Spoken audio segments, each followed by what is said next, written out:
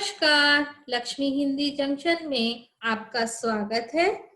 आज हम सीखेंगे हिंदी व्याकरण में से अलंकार। अलंकार हिंदी व्याकरण का प्रमुख हिस्सा है। आइए अलंकार का शाब्दिक अर्थ देखते हैं। गहना, जेवरात या आभूषण, इसे अलंकार कहते हैं। आइए विस्तार पूर्वक समझते हैं। जिस प्रकार से औरतें अपनी सुंदरता बढ़ाने के लिए विभिन्न प्रकार के आभूषणों का प्रयोग करती हैं, उसी प्रकार से कवि काव्य की सुंदरता बढ़ाने के लिए अलंकारों का प्रयोग करते हैं। अलंकारों के प्रयोग से काव्य अधिक रोचक और सुंदर बन जाते हैं। काव्य की शोभा बढ़ाने वाले शब्दों को अलंकार कहा जाता है। अलंकार दो शब्दों से मिलकर बने होते हैं, अलम जमा कार। यहाँ पर अलम का अर्थ है भूषण, जो भूषित करे वह अलंकार है। अलंकार 100 से अधिक प्रकार के होते हैं, परंतु यहाँ पर हम कुछ प्रमुख अलंकारों को ही देखेंगे और समझेंगे।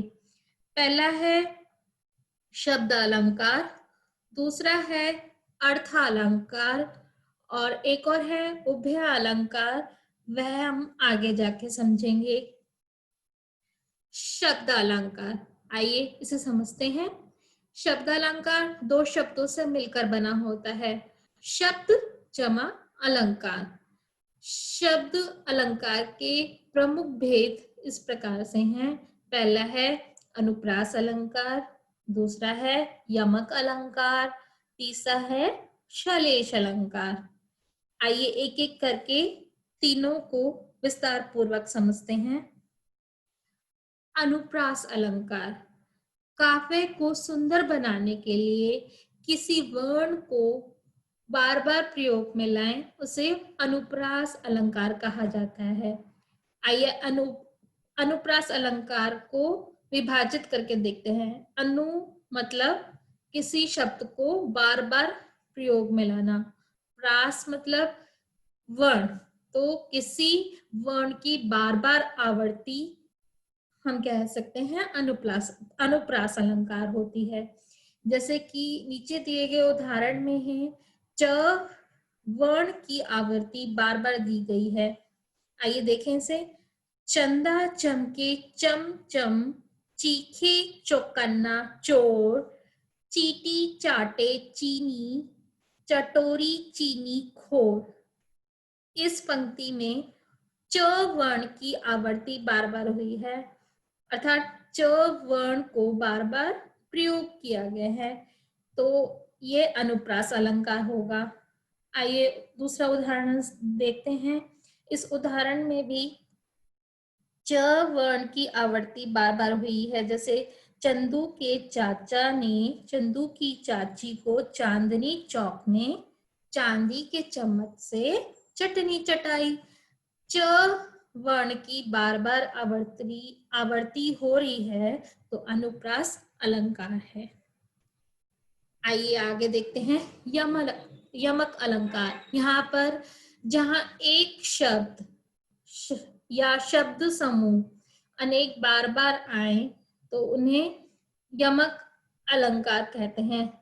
आइए, जैसे कि एक शब्द या शब्द समूह अनेक बार बार आए, किंतु उनका अर्थ प्रत्येक बार अलग अलग हो, भिन्न भिन्न प्रकार का अर्थ है एक ही शब्द से, तो वह यमक अलंकार होता है। जैसे कि इस पंक्ति में है, काली घटा का घमंड घटा। घटा एक ही शब्द है, पर यहाँ पे मीनिंग अलग अलग निकल रहे हैं। जैसे कि पहली जो घटा आई है उसका मतलब है बादल या मेघ, और जो दूसरा घटा आया है कम होना, लेस होना, तो काली घटा का घमंड घटा। एक ही शब्द, परंतु मीनिंग दोनों के अलग अलग हैं, इसलिए यहाँ पर यमक अलंकार है। तीसरा है श्लेष अलंकार। श्लेष अलंकार में एक शब्द के दो अर्थ निकलते हैं। जैसे मंगन को देखी पट देत बार बार है। मतलब यहाँ पे एक ही शब्द है, शब्द एक ही बार प्रयोग किया गया है, परंतु इसके जो मीनिंग है वो दो हैं, वस्त्र और किवाड़। किवाड़ दरवाजा, वस्त्र कपड़े, मंगन को देखी, पट देत बार बार है। मतलब वस्त्र या किवाड़, यहाँ पे पट शब्द के दो अर्थ निकल रहे हैं, तो श्लेष अलंकार है। आइए आगे देखते हैं अर्थालंकार। अर्थ के प्रयोग करने से कोई चमत्कार उत्पन्न होता है तो वह अर्थालंकार होता है। इसके प्रमुख भेद हैं, पहला है उपमा अलंकार, दूसरा है रूपक अलंकार, तीसरा है उत्प्रेक्षा अलंकार। आइए तीनों को विस्तार पूर्वक एक एक करके समझते हैं। पहला उपमा, दो चीजों की तुलना की जाए। मुख चांद सा सुंदर है, मुख किसकी तरह सुंदर है? चांद सा सुंदर है।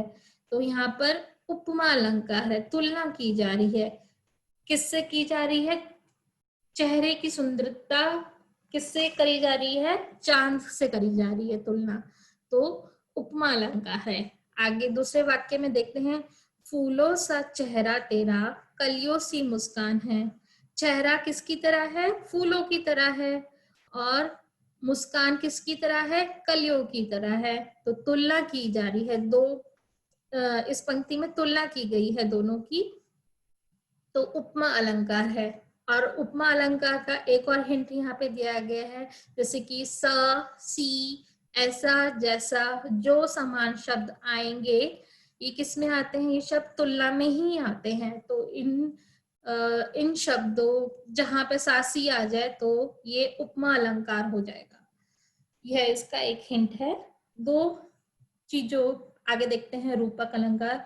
दो चीजों को एक कर दिया जाए, मतलब दो शब्दों से एक नया शब्द मिलकर बनाया जाए, तो वह रूपक अलंकार होता है। जैसे कि उदाहरण है मुख चंद्र है। मुख क्या है? चंद्र है, चंद्रमा है। ये यहाँ पर दूसरा उदाहरण देखते हैं, ये चांद सा रोशन चेहरा। चेहरा किसकी तरह है? चांद सा रोशन है। तो यहाँ पे क्या है? दो चीजों को एक कर दिया है, ठीक है। और जहां पर योजक चिन्ह भी आए तो इसका मतलब भी है, योजक चिन्ह ये दिख रहे हैं आप, डैश, इसको योजक चिन्ह कहते हैं। ये रूपक अलंकार होता है, ठीक है। मतलब दो चीजों को एक करके एक नया शब्द बनाया जाए तो रूपक अलंकार होता है। और दूसरा हिंट है इसका, योजक चिन्ह का प्रयोग किया जाए तो रूपक अलंकार है। तीसरा है उत्प्रेक्षा अलंकार। दो चीजों के समान होने की कल्पना की जाए। मतलब हम कल्पना करें कि दो चीजें एक हो गई हैं, जैसे कि मुख मानो चंद्र है। हमने कल्पना करी है यहाँ पे कि चेहरा कैसा है, कल मानो की कल्पना करिए कि चंद्रमा की तरह मुख है। वाक्य में कल्पना हो या मनु शब्द का प्रयोग करो, या मानो, मन हो, जानहु, जनू शब्द का प्रयोग करा हो, तो क्या है? उत्प्रेक्षा अलंकार है। जैसे कि उदाहरण देखते हैं इसका, नेत्र मानो, मानो मीन्स मानो, मानो आ गया तो उत्प्रेक्षा अलंकार है। नेत्र मानो कमल है। उदाहरण में दिया गया है कि नेत्र क्या है? उपमेय की गई है, कमल उपमान होने की कल्पना की जा रही है, तो उत्प्रेक्षा अलंकार है। और जहाँ पे आपको बता दें, ये इसका हिंट है, मनु मानो, मनोह, जनोह, जानो शब्द का प्रयोग किया जाए तो उत्प्रेक्षा अलंकार है। आगे देखते हैं संदेह अलंकार। जहां पे संदेह बना रहे, किसी चीज की क्लियरिटी ना हो, वहां पर संदेह अलंकार होता है। जैसे कि यह मुख है या चंद्र है, यहाँ पे क्लियर नहीं है कि चेहरा है या चंद्रमा है।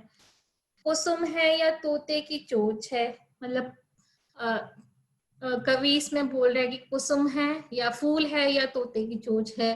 वाक्य में या और अथवा आ जाए तो संदेह अलंकार होता है। यहाँ पे आगे दूसरे उदाहरण में देखते हैं, सारी बीच नारी है, नारी बीच सारी है, नारी की ही सारी है, सारी की ही नारी है। यहाँ पे इस पंक्ति में कुछ भी क्लियर नहीं है कि सारी है नारी है, तो संदेह जहां पर पैदा हो जाए, क्लियरिटी ना हो, वहां पे संदेह अलंकार होता है। आगे देखते हैं उभय अलंकार। जो अलंकार शब्द और अर्थ दोनों पर आधारित रहकर दोनों को चमत्कारी करता है, वह उभय अलंकार होता है। शब्द और अर्थ दोनों पर आधारित, मतलब उसी पर बेस रहकर एक नया चमत्कारी रूप दिखाए, वह उभय अलंकार होता है। जैसे स्वान स्वरूप स्वरूप संसार है, चांदी की सी उजली जाली। तीसरा उदाहरण है एक चांदी का बड़ा सा गोल खंबा। तो इन तीनों उदाहरणों से स्पष्ट होता है कि ये उभय अलंकार है। बाकी के अलंकार दूसरे वीडियो में दिए गए हैं। धन्यवाद।